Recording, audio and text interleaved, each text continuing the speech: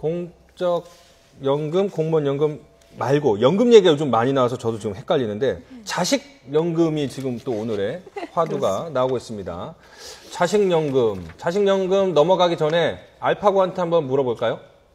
자, 알파고. 자식 연금이 뭔지 알아요? 자식 연금은 아이를 3명 이상 낳으면 국가가 따로 연금을 주는 거 아니에요? 좀 약간 외워서 대답한 티가 나는데. 네. 자식 연금 사실 저도 이 좀 생뚱맞은 신조어 같아서 자식을 잘 키워서 나중에 노후에 자식 덕 좀 보자 이런 건 줄 알았더니 그런 게 아니는데 일단 변호사님께서 한번 자식연금에 대해서 설명을 좀 해주시죠. 네, 자식연금이 이제 자식이 연금을 준다는 개념을 생각하시면 될 것 같아요. 주택연금이라고 있죠. 네. 이것이 주택이 연금을 준다는 거거든요. 주택을 담보로 금융기관에서 연금을 받잖아요. 그렇죠. 그러니까 주택이 연금을 준다 해서 주택연금. 그거랑 마찬가지로 자식연금은 자식이 연금을 준다는 건데 이게 어디서 나온 거냐면 이 자식들이 이제 부모를 부양해야 될 의무가 있잖아요. 그러다 보니 어차피 매달 부모에게 생활비를 줄 수가 있어요. 착한 자식이라면. 그렇죠. 그 생활비를 주는 것이 또 한 10년, 20년 장기간 된단 말이죠. 그러면 너무나 고마우니 부모가 가지고 있는 집을 자식에게 주고 싶을 수도 있어요. 근데 이랬을 때 그냥 주기만 하면은 이 자식은 부모님께 용돈은 용돈대로 충실히 줬지만 또 부모 집을 증여받았다는 이유로 증여세를 내야 되는 겁니다. 예. 이것이 조금 부당해 보이니까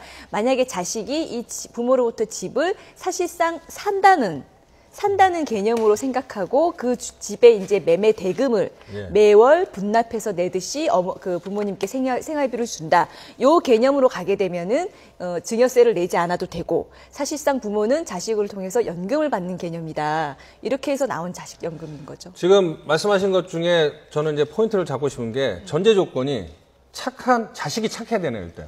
일단 자식이 부모에게 매월 생활비를 드릴 수 있는 경제적 능력과 마음이 있어야 되는 거죠.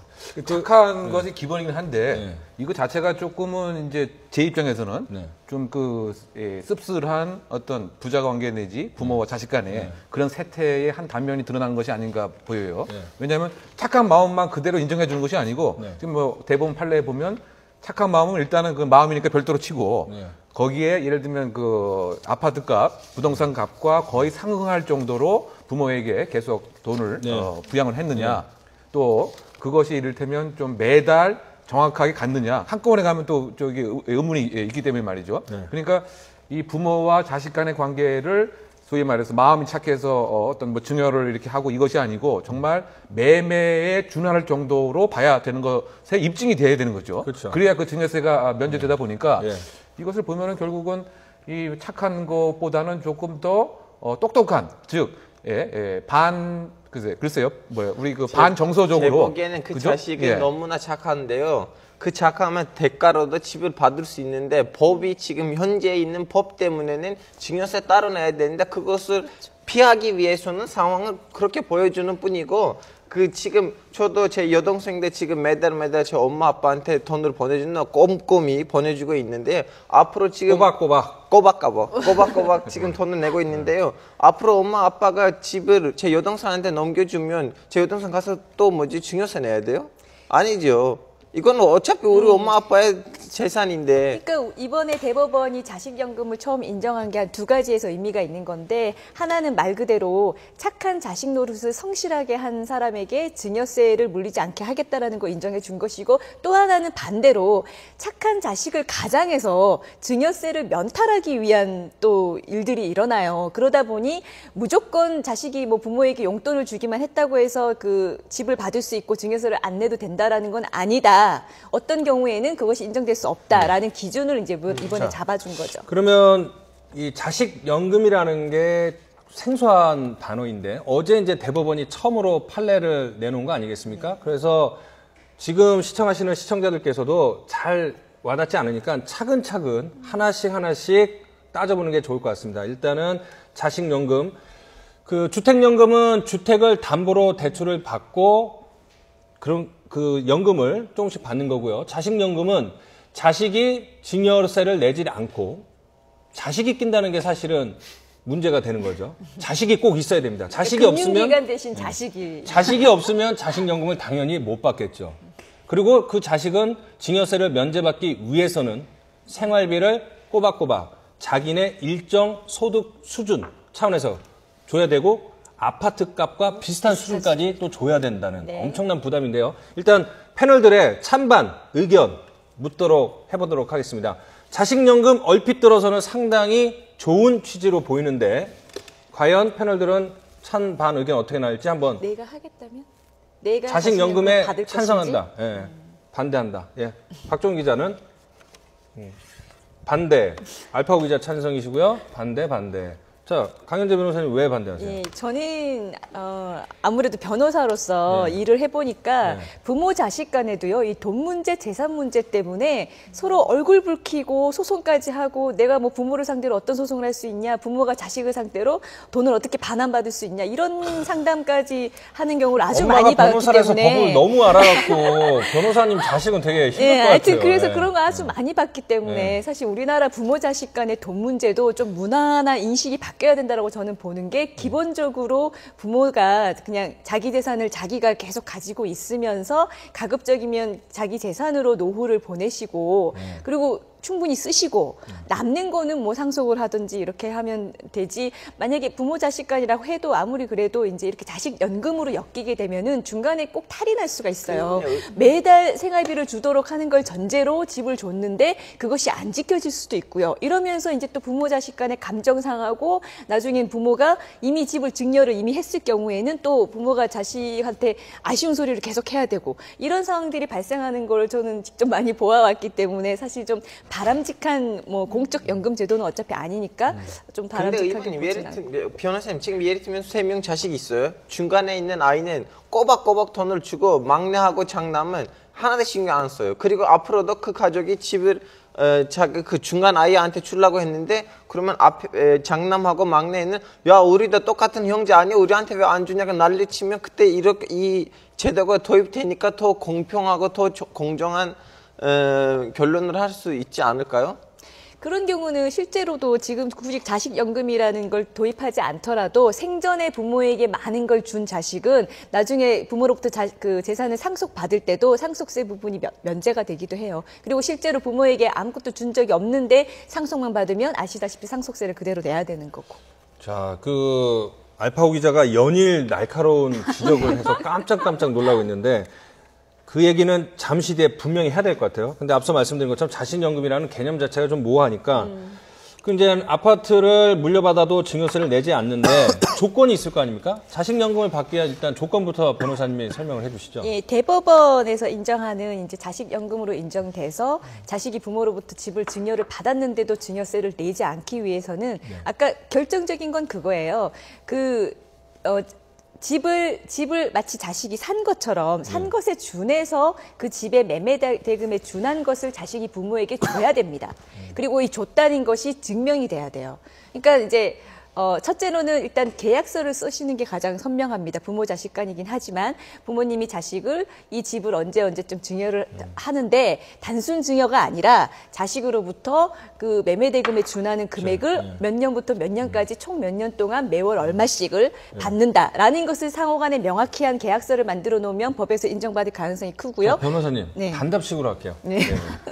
일단 조건은 아파트 가격이 예를 들어서 1억 8천이다. 네. 그러면 거기에 준하게 생활비를 꾸준히 들였어야지 가능하다. 그렇죠. 그런 거기에 얘기고. 준하는 돈이 자식한테서 부모한테로 들어가야 되죠. 그러면 이제 연로하신 분들 뭐 용돈 조금씩 드리거나 뭐 병원비, 치료비 이런 거 내는 건 어떻습니까? 그러니까 그런 식으로 일시적으로 주는 용돈 내지는 병원 치료비 급하실 때 주는 거 이런 것까지는 또 포함이 되지 않습니다. 근데 만약에 이제 집값에 상응하는 돈을 자식이 계속 부양비로 드려야 되는 거잖아요. 근데 이번 사건 같은 경우는 집값이 1억 6천 정도였는데 보통 서울의 집값이 5억 정도로 친다면은 그렇죠. 20년으로 나눈다고 해도 1년에 2,500만 원을 드려야 되거든요. 10년이라면은 1년에 5천만 원. 거의 직장인 연봉에 상응하는 돈을 부모님에게 드려야 되는데 그래서 물론 이게 법적으로 뭐 법제화된 건 아니지만은 실질적으로 이 직장인들이 이게 현실적으로 이게 가능할까 하는 거에서 약간 의문이 근데 제 들어요. 보기에는 일반인들이 여기에다가 어디에다가 불만이 있냐면 내 엄마 아빠가 나의 갖고 있는 재산을 나한테 넘겨주고 싶은데요. 근데 나는 국가한테 증여세 내야 돼요. 이거는 지금 자식 입장에는 좀 약간 그래요. 나의 엄마 아빠의 재산인데 나는 왜 이거 물려받는다고 해서 국가에다가 재산 내야 되냐. 그리고 왜 이렇게 많으냐 이 증여세가.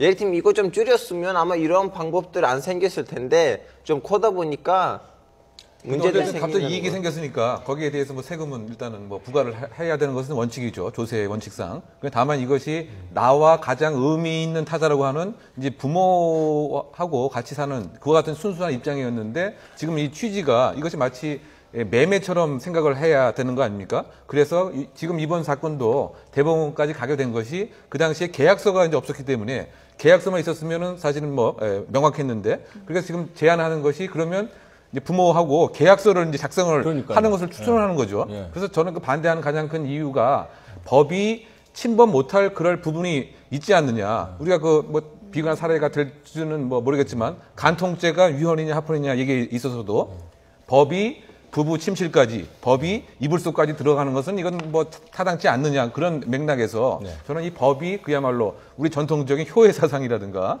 어떤 기본 인간적인 부모에 대한 어떤 존경 이것을 아예 상업화시키고 계약화시키고 하는 것은 상당히 좀 비인간적이지 않는가 저는 좀 그런 생각이 많이 드는 거죠. 근데 저는 진짜 너무 부정적인 걸 많이 봐서 그런지 또 부정적인 말씀을 드려야 될 것 같은데 부모 자식 간의 어떤 신뢰라든지 관계를 잘 지키기 위해서라도요 돈 거래를 할 때는 확실하게 하는 게 좋습니다. 그때는 부모 자식이라고 해서 그냥 두리뭉실하게 한다든지 뭐 하실 게 아니라 빌려주는 게 확실하면 차용증도 반드시 쓰시고 아무리 자식이라도 언제까지 갚아라라는 내용이 적힌 걸 꼭 쓰셔야 되는 거고요. 특히 이번 같은 경우 이 대법원의 자식연금 판결 같은 경우는 증여세를 내냐 안 내느냐라는 국가에 대한 증여세 내느냐의 문제이기 때문에 더욱 좀 명확한 기준이나 증빙이 필요했던 거거든요. 그래서 정말 자식연금으로 증여세 면제를 받고 싶으면 계약서도 쓰시고 그리고 돈이 오간 것이 반드시 통장 이체를 통해서 금융거래 내역이 남을 수 있게끔 해놓는 게 좋습니다. 그 하나 제가 우리 강현지 변호사님한테 질문을 하면은 지금 그 아이들이 있잖아요.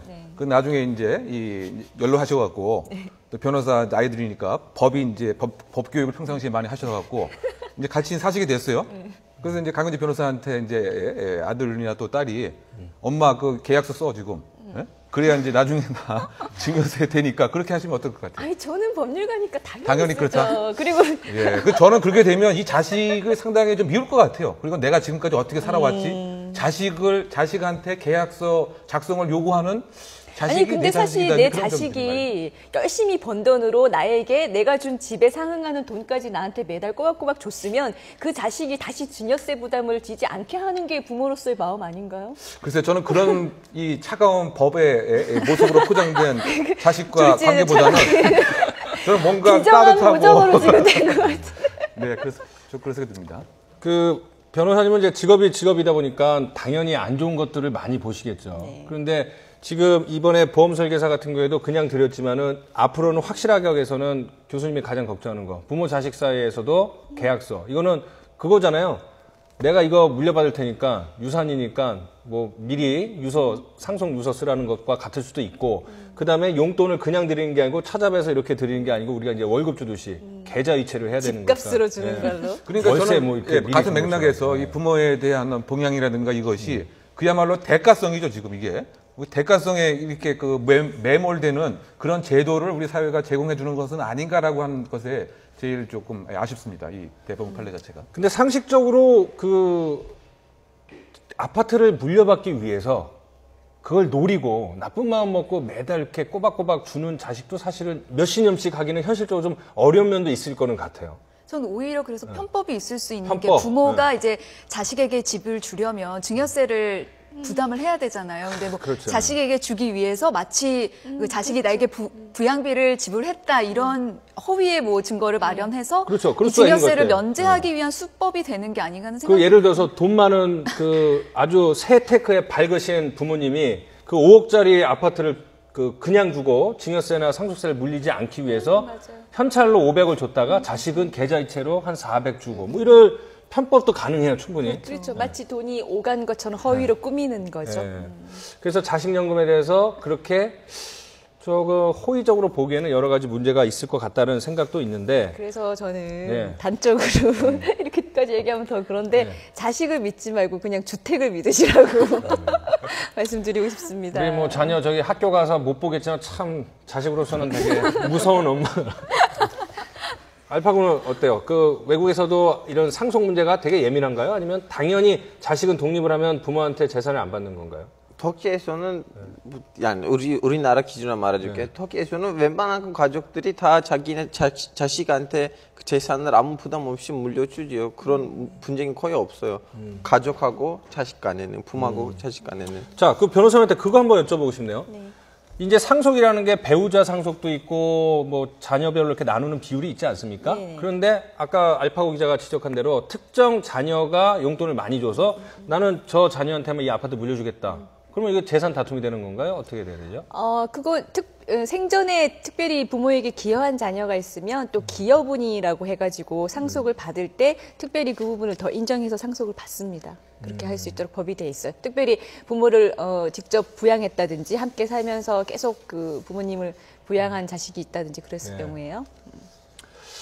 자, 자식 연금 계속 강조를 하지만 상당히 생소하지만 대법원 판례로 부모님에게 꾸준히 생활비를 준 자녀라면 증여세를 물지 않고도 부모님의 주택, 아파트를 물려받을 수 있다라는 의미 있는 판례였지만 패널 여러분들이 말씀하신 것처럼 편법이나 부작용도 우려되는 부분이기 때문에 좀 잘 좀 생각하시고 고민 좀 많이 하셔야 될 것 같습니다. 예.